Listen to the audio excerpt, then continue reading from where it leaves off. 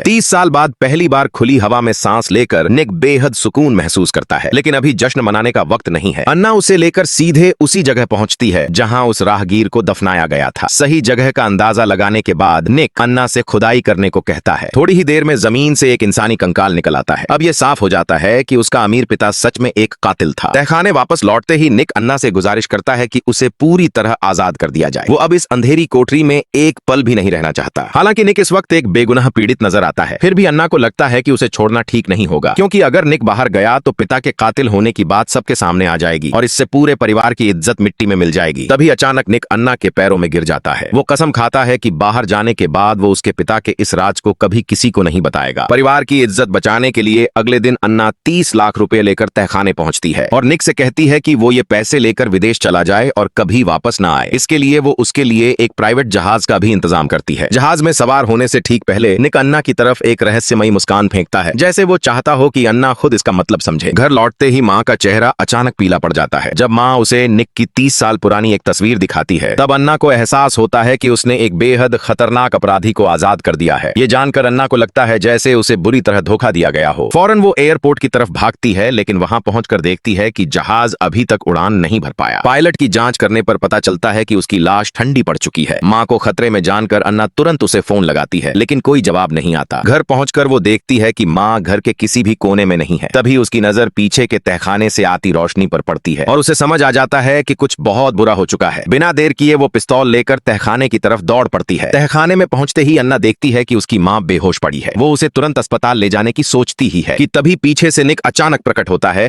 और तहखाने की बिजली काट देता है। अंधेरे का फायदा उठाकर निक अन्ना पर हमला कर देता है और उसे बुरी तरह काबू में कर लेता है। अब निक कुछ भी छुपाने का इरादा नहीं रखता। वो बताता है कि जवानी के दिनों में वो हमेशा से अन्ना की माँ से प्यार करता था। 30 साल पहले एक रात उसने अपनी माँ के सामने अपने दिल की बात कह दी थी, लेकिन उसके अमीर दोस्त को जैसे ही इस बात का पता चला, वो बिना कुछ सोचे समझे उसे पुलिस थाने भेजने की तैयारी करने लगा। ठीक उसी रात उनकी गाड़ी एक राहगीर से टकरा गई। शुरुआत में उस राहगीर की सांसें चल रही थीं, लेकिन निक ने खुद आगे बढ़कर उसकी गर्दन मरोड़ दी और उसे गहरे जंगल में दफना दिया। इसके बाद उसके तथाकथित दोस्त ने अचानक उस पर वार कर दिया और उसे इस टूटे फूटे तहखाने में 30 सालों के लिए कैद कर दिया। फिर निक अन्ना को एक और चौंकाने वाली सच्चाई बताता है। असल में अरबपति ने उसे वसीयत में इसलिए कुछ नहीं दिया क्योंकि वो अरबपति उसका पिता था ही नहीं। उसका असली पिता खुद निक है। ये सुनते ही अन्ना पूरी तरह टूट जाती है। वो गुस्से में निक पर हमला कर देती है, लेकिन उसके सामने वो कहीं नहीं टिकती। ठीक उसी वक्त बेहोश पड़ी माँ को होश आ जाता है और वो एक गोली मारकर उस राक्षस को हमेशा के लिए खत्म कर देती है। इस तरह यह खौफनाक संकट आखिरकार खत्म होता है। कहानी के अंत में माँ बेटी दोनों उस तहखाने में पेट्रोल डाल देती हैं और उसमें आग लगा देती हैं।